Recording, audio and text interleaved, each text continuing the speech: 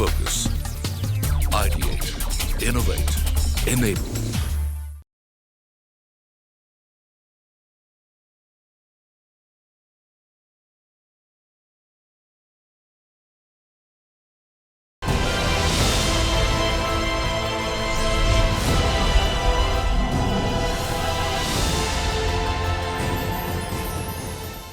Well, it seems the wait for 5G for India may finally be over. The Department of Telecom recently confirmed that 13 cities would get 5G services this year. These include Delhi, Mumbai, Kolkata, Chennai, Gurugram, Chandigarh, Bangalore, Ahmedabad, Jamnagar, Hyderabad, Pune, Lucknow, Gandhinagar. And ahead of the much-awaited rollout of high-speed 5G network, the government is set to give a massive push to telecom infrastructure across the country with plans to add as many as 8 lakh new mobile towers over the next 2 years. That's more than double the current strength. On today's episode of CNBC-TV18 and Qualcomm present the 5G opportunity, we're going to take a deep dive into the lessons which can be learned from the first wave of 5G deployment globally. For this special discussion, we're joined by Jim Cathy, Senior Vice President and President for Qualcomm's Global Business Operations. Thank you, Jim, for joining us on the show. Jim, my first question to you would be, what are your key learnings from the first wave of 5G deployment in other countries? And which of these lessons can be applied to India? Because India is a very different ballgame in itself. There is diversity, telcos themselves are hamstrung for cash. Yes, it's exciting. 5G is accelerating the digital transformation of virtually every sector of industry and society. And while generations were centered around consumer and personal communications in the past, 4G, for example, 5G serves consumers. It'll do that, but also enterprise, and take the Internet of Things to an entirely different new level, a level that we haven't seen before. Where superior connectivity is a prerequisite, superior connectivity that you can only get with 5G, and the versions thereof, for example, like millimeter wave. 5G has proven to be incredibly pervasive, super pervasive actually. That said, for India, as you pointed out, there needs to be sufficient amount of spectrum available, which is a combination of low, mid, and high band. So sub-gigahertz, for example, sub-1 gigahertz, sub-6 gigahertz, and then the high bands would be, of course, millimeter wave. But it needs to cater to both capacity and coverage, not just one or the other, but both capacity and coverage. And the operators will need to have sufficient resources, as you pointed out as well, cost. They'll need to have the sufficient resources to deploy the rollout of an extensive 5G network. Not just the 5G network deployment, but also an upgrade in the fiber and the backhaul networks, which will be key to that deployment in their strategy. I might also point out that as we speak and sit here today, there are numerous industries in India that are already ahead in investing in developing technologies that ride on 5G in areas of automotive, AR, VR, home broadband connectivity using millimeter wave. And you'll learn as we move through this short interview and other interviews that you'll take, millimeter wave is truly the missing piece, or should I say the key piece, of the 5G puzzle. It's truly a key enabler for the 5G future. Those industries and more will need 5G millimeter wave in their solutions. Yeah, sure, Jim. But coming back to India specifically, what are the unique challenges that the Indian telecom sector face, and how can India overcome these challenges? I'd start with the quantity and the quality of spectrum will clearly need to be assessed to the point where each operator is available to each of the operators. Then I would, as the cost can be significant in these initial rollout and deployments, the government might and probably should encourage sharing of infrastructure through policy framework. Operators actually can work in a synergistic way to expedite 5G in its deployment and its adoption. As compared to 4G, LG networks will require higher capacity backhaul links. I mentioned this earlier in our talk. We're not very far, for example, of situations where millions of users in India will be consuming upwards of 50 gigabit orders per month by 2027. Rural broadband is another challenge that service providers will need to address. This is not a challenge, it's more of an opportunity. It can be addressed through a combination of low-band and mid-band spectrum. In specific cases, even fixed wireless applications with millimeter wave can be deployed for high bandwidth requirements. Providers will also need to allocate sufficient spectrum to drive multiple use cases and capacities.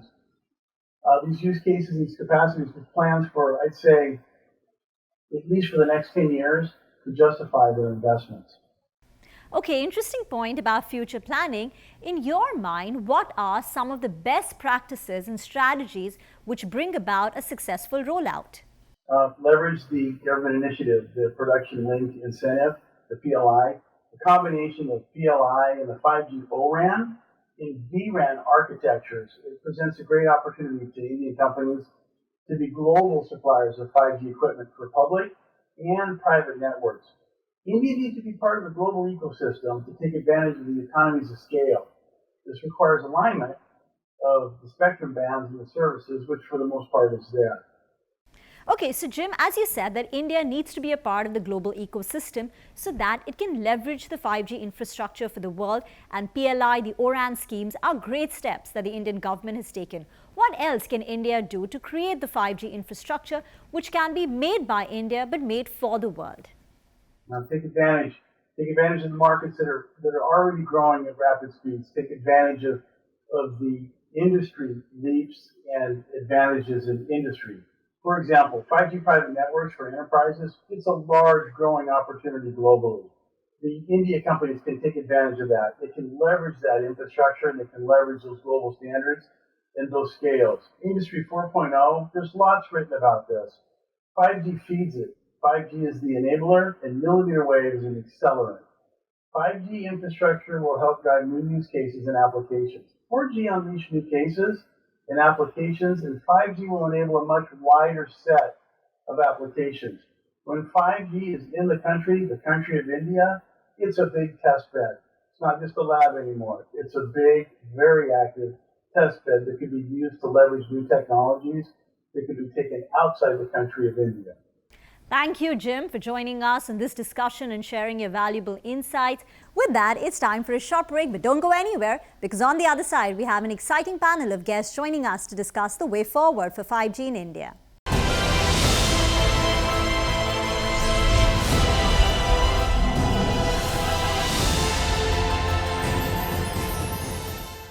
Welcome back to this very special episode of CNBC-TV18 and Qualcomm present the 5G opportunity. Now, 5G is expected to unlock new economic opportunities and societal benefits and help India leap over the traditional barriers to development and further the Digital India vision. To discuss the way forward, we're now joined by an esteemed panel of guests.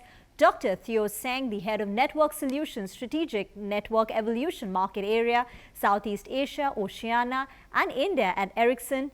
Mr. Manish Vyas, the President of Communications, Media and Entertainment Business and CEO of Network Services at Tech Mahindra. Mr. Vijayaraman Subramaniam, the Vice President and MD for India Verizon. Gentlemen, welcome to the show. Dr. Theo, my first question is the deployment of 5G has become a priority for India to meet the capacity, flexibility and the resiliency requirements of the post-pandemic world. According to you, how prepared is India for the rollout? If you look at from the implementation around the world, 5G actually provide 5 to 10 times higher speed compared to 4G, and they actually provide the low latency, right, which enable new use cases can be offered to the user in a more reliable manner, right. While the penetration of home broadband around the world is still low, and especially in India, especially in the suburban and rural area, right, FWA indeed provide fast time to market and reach to the subscriber. For example, we see great FWA uptake in Philippines and in Turkey, right? For the past 2 years. I'm sure when 5G comes to India, it will be a great success as well, right? From the industry perspective, we take an example for example, on manufacturing, right? Ericsson actually implemented 5G in our own factory that produced radio in US, right? We implemented AR for training, AR for remote assist in troubleshooting. So 5G indeed bring a lot of benefit in the manufacturing space, right? So if let's say 5G comes for India, is really a big potential to have a great uptake in both in consumer segment and also in the industry segment. Okay, so there is big potential and the use cases are only developing. There is gaming, and as Dr. Theo said, we're seeing it in a big way in manufacturing as well. Vijay, globally, companies and governments have taken the lead in accelerating 5G coverage. In India, the ball has just gotten rolling. Could you share your thoughts on India's preparedness as far as 5G is concerned? A country like India, which is always looking to optimize the resources that it has, when you look at the opportunity that a network like 5G provides to a country like India, it's humongous, right? One great use case for 5G is what we call as network slicing. You're able to create your own network, private networks, and things like that. So in the Western world, you have the police having its own network, Coast Guard having its own network, a lot of public service utilities having their own networks. In a country like India, if you have to create that, you're resource crunched, you're resource starved, and also obviously there's a lot of back and forth on spectrum. So 5G actually would really help solve some of those problems. So when it comes to readiness, by and large, you have seen a lot of networks talking about their excitement to launch 5G in India. Of course, the big networks here who are playing the game are already in some form or the other putting together the infrastructure to support 5G. What will be important is that the regulator, the government, and the public sector enterprises coming together to create the right ecosystem and also the right environment for a network like 5G to be rolled out. And what we have seen, if rollout of 4G is anything to go by, India is very quick in adopting and expanding its network and establishing the infrastructure. And of course, we do get a lot of regulatory support and also the support from the government. So if all that falls in place, I think it's not going to be too long for India to see a production-grade 5G network launched for service soon. You're right. It took India 6 years to adopt 3G, 4 years to adopt 4G, and I presume 5G is going to be even quicker. Manish, but there are still quite a few 5G pessimists. Dr. Theo as well as Vijay were talking about the potential of 5G, whether it's network slicing or providing a boost to e-learning. The question is India ready? And just at the beginning of it, what could be the realistic use cases that we can expect?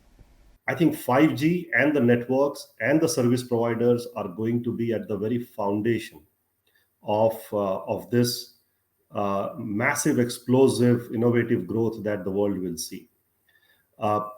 As far as India is concerned, I mean, we are the factory of the world. We are the intellect capital of the world. We are where the R&D for the entire technology, scenario is happening. We are where we have seen the highest per capita consumption of data, in the last few years. We are also probably the most and the fastest digitizing economy out in the world. I say all these things only to once again emphasize that if India is not ready, I don't know which place would be ready. So I think when it comes to use cases, I think it's a very narrow lens.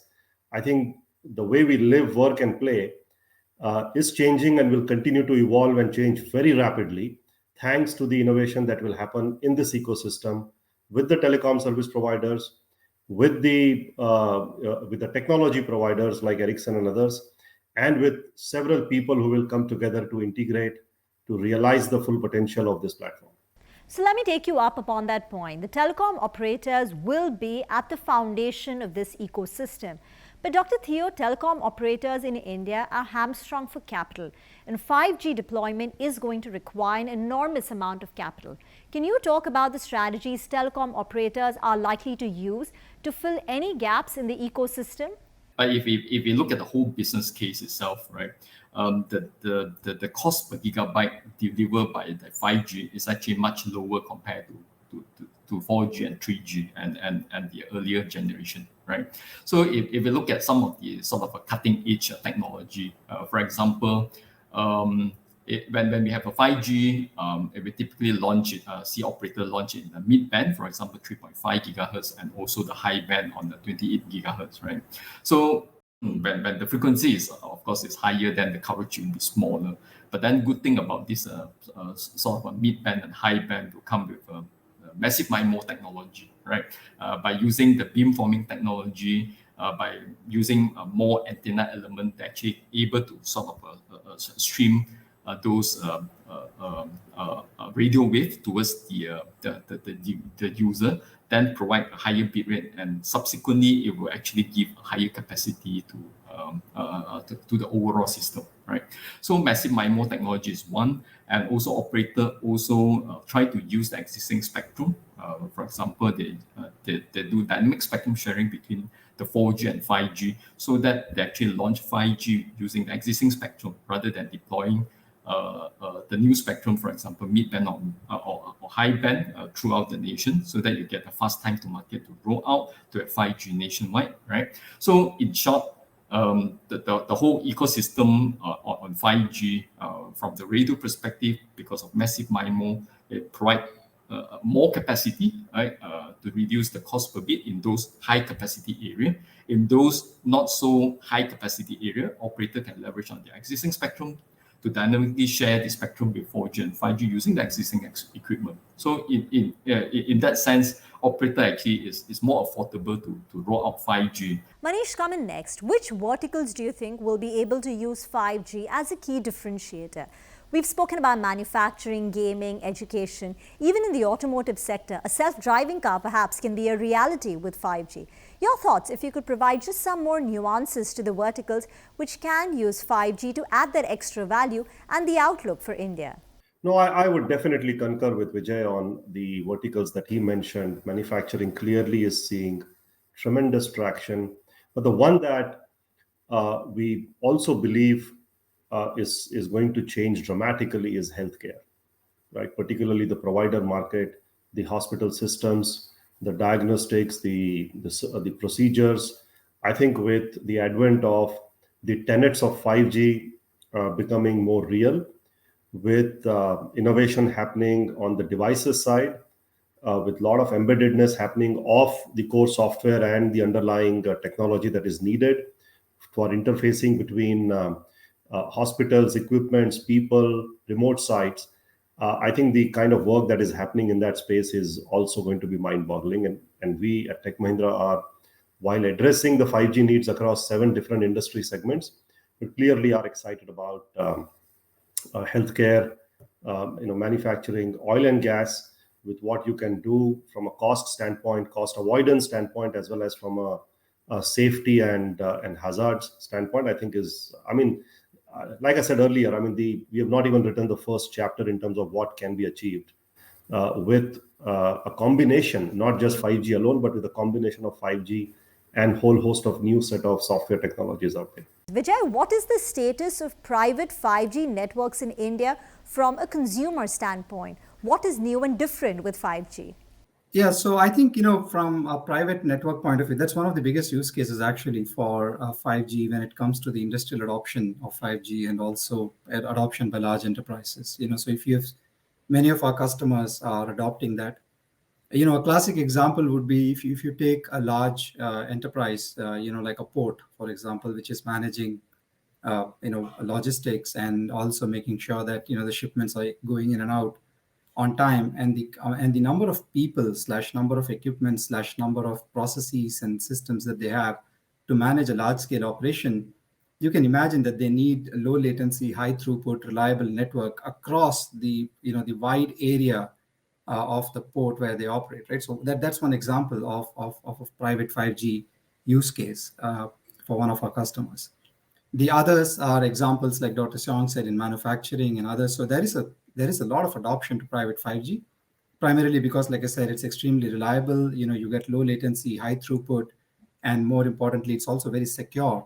One of the other very interesting use cases, and it's very important to call that out about its first to cloud and things like that. The fact is that you also get what is called as mobile edge compute.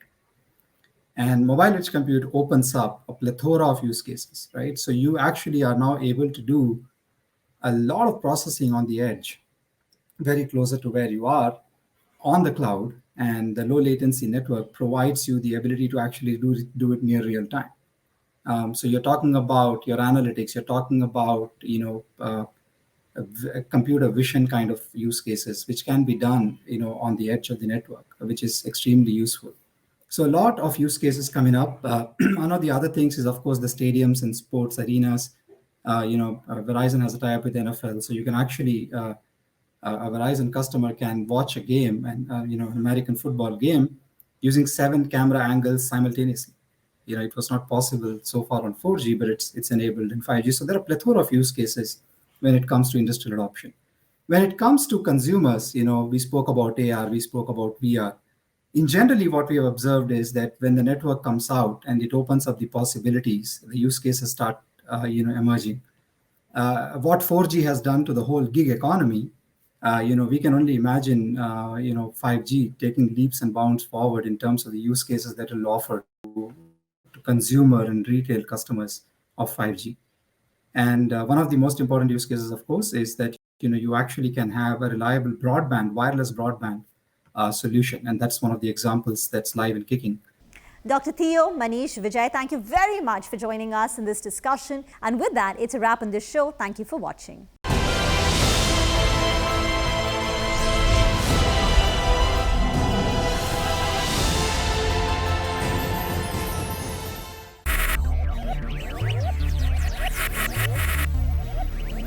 Focus.